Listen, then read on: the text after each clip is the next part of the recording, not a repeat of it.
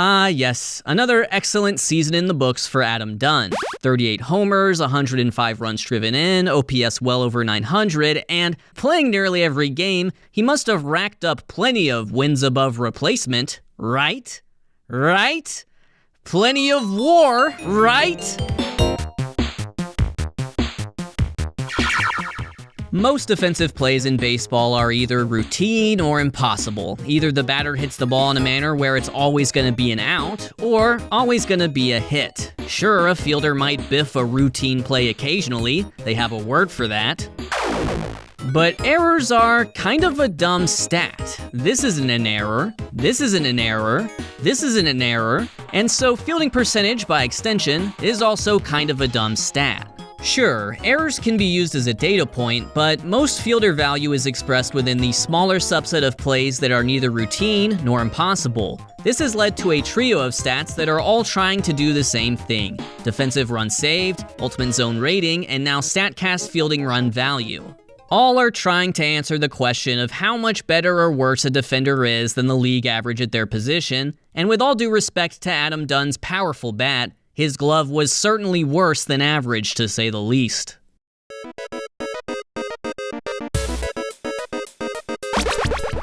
Defensive runs saved is the main defensive component of Baseball Reference WAR. In 2009, Adam Dunn's first season with the Washington Nationals, and the first season I can actually watch most of his games in crispy 240p quality from, he put up -43 defensive runs saved, splitting time between first base, left field, and right field. This is by far the worst performance with the glove measured by any advanced defensive metric.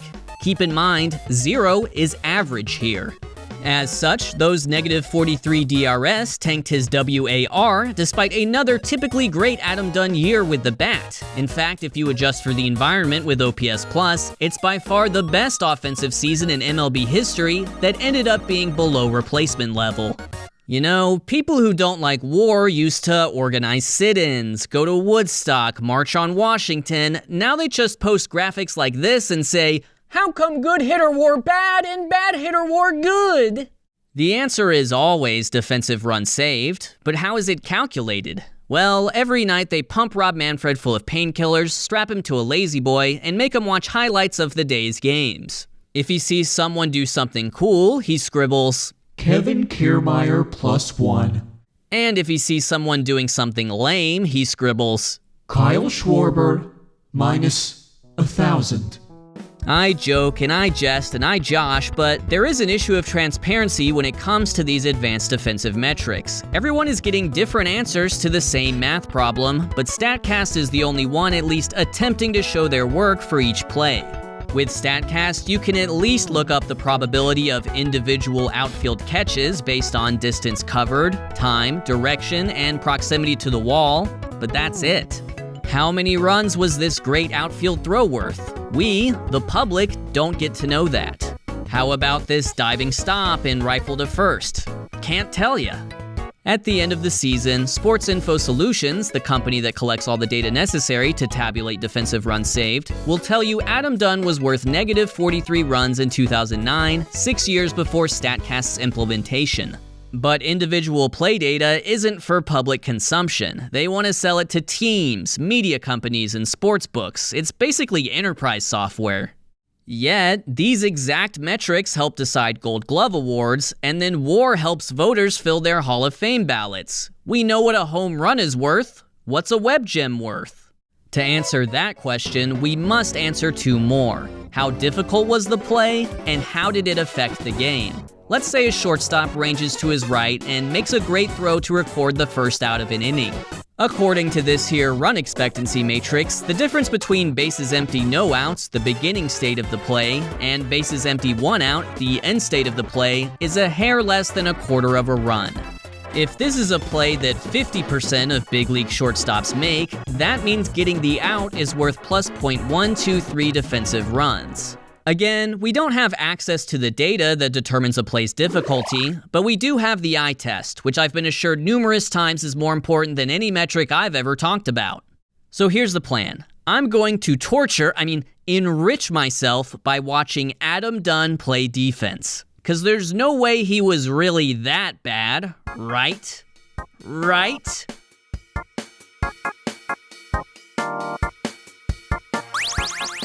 While you were staring at that level screen, I watched 30 games of Adam Dunn defense. Most of the chances were either routine or impossible, but 33 of his plays were somewhere in between.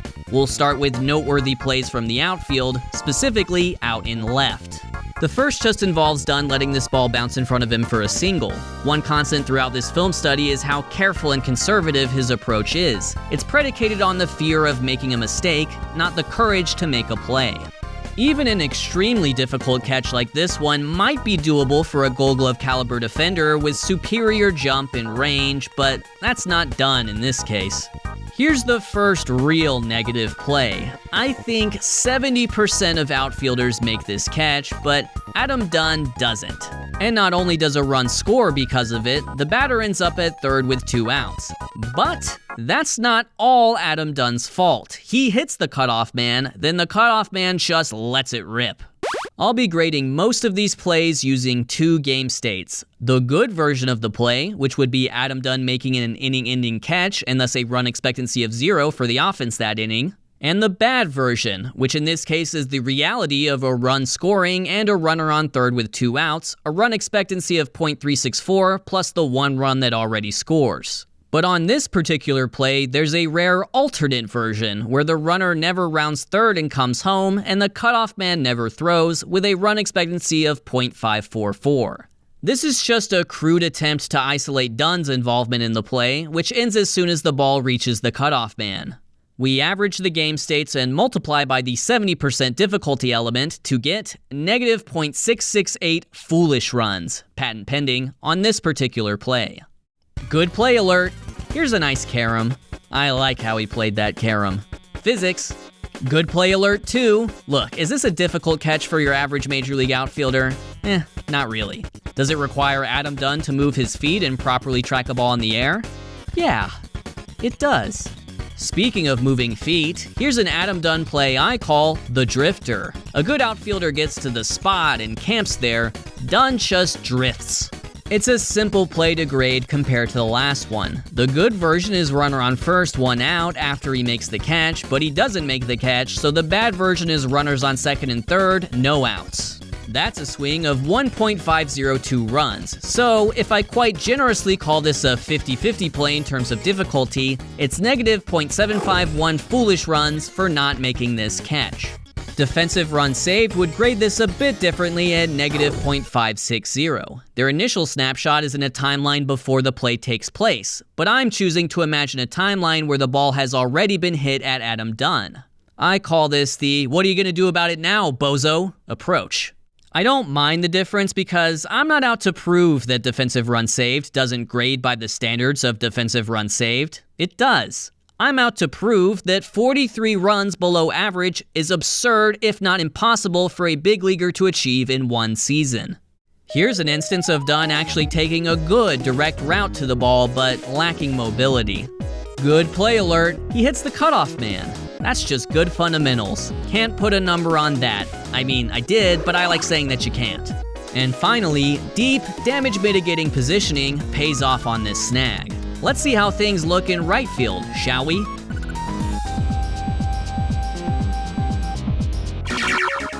A couple balls hit down the first baseline by the Braves. On the left, we see Chipper Jones getting a stretch triple. Don't like that for Adam Dunn. But on the right, he learns from past transgressions and holds Kelly Johnson to a single.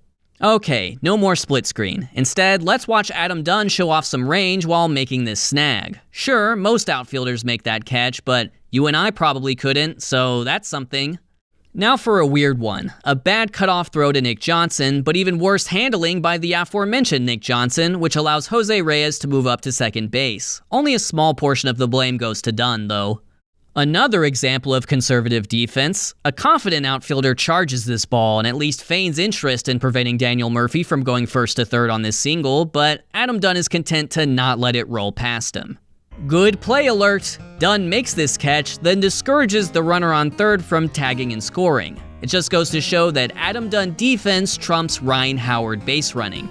Bad game alert. Here's one that's difficult to grade. Official scores give Dunn an error for letting this ball get past him, but I also want to discuss the odds of a big league right fielder making the catch or simply keeping the ball in front of him.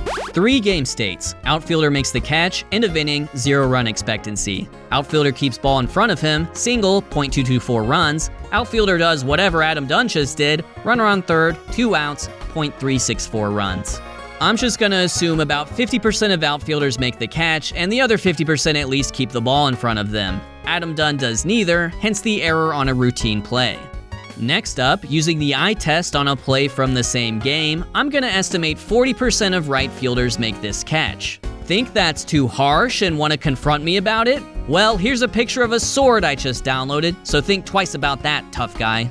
Let's wrap up this tough game in Arizona with a good throw that nearly thwarts the stretch double.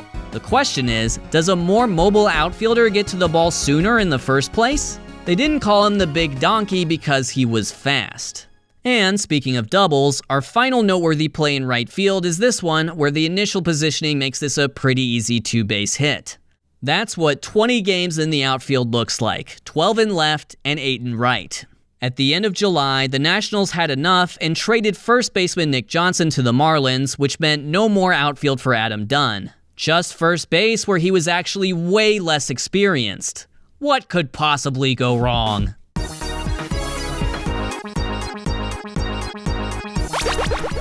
Here's reason number 7042 why errors are stupid. This failed pickoff is scored as an E1, but let's be real, Adam Dunn has to do better at first base. I'd call it E3. Now for a gruesome twosome of mishaps. Dunn lets this hard-hit ball get away from him, then fails to execute the toss. The batter advances to second base, as Dunn is charged with a throwing error. He collects a fielding error a few innings later, culminating in about -1.4 foolish runs from this one game alone.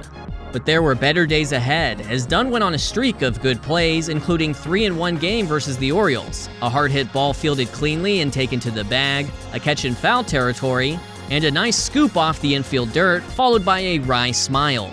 Yeah, I'm nice with it. Does this double play end in a scoop as well? I can't quite tell, but I do appreciate this play down the line and accurate toss to the pitcher covering first. All good things must come to an end, as this ground ball gets past a diving Dunn. It's not ruled an error, so fielding percentage would be fine with what just transpired, but I'd like to think most first basemen come up with an out here. Let's say it's at first, in which case the good outcome would be runner on second, 1 out, which carries a .702 run expectancy. Instead, the bad outcome caused by Dunn is runners on the corners, no outs, with a 1.809 run expectancy. If we say 70% of first basemen reach the good outcome, that means subtracting .775 runs from Dunn's defensive value. Let's have a word about context. Almost every baseball stat we use is context neutral. You get a hit, your batting average goes up. Doesn't matter if you were the first batter of the game or walking it off. Doesn't matter if it was off an ace pitcher or a position player. But defensive runs saved, as well as my own foolish runs, depend on context. Were there runners on base? How many outs were there? Other advanced defensive metrics like Statcast fielding runs and ultimate zone rating are context neutral in that they assign a uniform run value depending on where the play happened. So, when Adam Dunn fields a ball cleanly, those two just say, good. He prevented a hit at first base, which, if we average all plays in the first base zone, is worth this much. Whereas defensive run saved says, good. He made a play with the bases loaded and 2 outs, which is worth this much. That difference might explain why DRS has a wider range of outcomes compared to the others. Here's another play where the ball just gets past him. Not an error, but a bad play nonetheless. What is ruled an error is, whatever this is. And then let's end things on a positive note, unassisted double play. Sure, the ball was hit right at him, so we'll say 90% of first basemen make this play, but it represents such a swing in run expectancy that Dunn gets plus .243 runs, making it his most positive defensive contribution within the 30-game sample. Now that we're finished watching Adam Dunn play defense, what have we learned?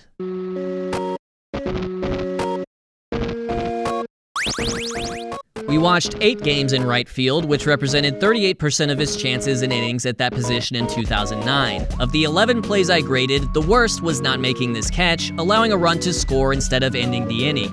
And the best play was this grab at the warning track. We observed negative 1.149 runs, which extrapolated across a full season is negative 3. His actual DRS total in right field for 2009? Negative 8. In left field, we watched 12 games, representing 16% of his chances and innings. Of the 11 plays I graded, his worst was not making this catch. I know it's at the wall, but average Major League outfielders are really good at their jobs. I graded this as a 50-50 play, which seems lenient. The best play in left field, no joke, was simply hitting the cutoff man, preventing the runner from scoring from first on a double. We observed negative 1.562 runs in left, which will extrapolate to negative 10. His actual defensive runs saved in left field in 2009? Negative 12. Finally, it's first base, where we watched 10 of his games, representing 13% of his chances and innings. Of the 11 plays I graded, the worst was this error, which is almost like 2 errors, considering the fielding misplay and bad throw, and the best was the unassisted double play. We observed negative 2.424 runs, which extrapolates to negative 18. His actual defensive run saved at first base, negative 23.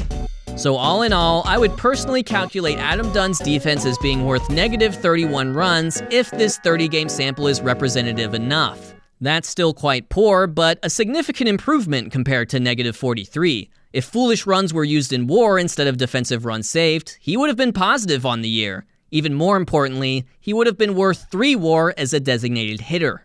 A free agent the previous offseason, Adam Dunn was an ideal DH candidate after playing his first 8 big league seasons in the National League, mostly with the Reds. We don't know if he wanted a move to the American League, but he did want a contender. By eventually signing with the last-place Nationals pre-Strasburg and Harper, he got neither. He certainly did his job with the bat. In 2008, the previous year, Ryan Zimmerman and Lastings Millage led the team with 14 home runs. Dunn proceeded to mash 38 in both his seasons in DC. In fact, only A-Rod, Jim Thome, and Albert Pujols homered more between 2001 and 2010, and only Barry Bonds and Bobby Abreu walked more during the same stretch. There's enough Adam Dunn 3 True Outcome content for you to consume elsewhere. The point is, the guy could really hit, and it was a disservice to his career that he was a designated hitter in only 18% of his 2001 career games. If you go to his baseball reference page after this, you'll see he was worth 17.9 WAR, which is quite low for someone who flirted with 500 career home runs. But if he were a designated hitter the whole time, yeah, that's better. Yet, I'm thankful for reality. 2009 Adam Dunn simply couldn't happen today. It's a story of Major League Baseball before the universal DH. Before teams could assess the risk-reward of great hitters who are terrible in the field, even if they weren't quite as bad as the numbers may say.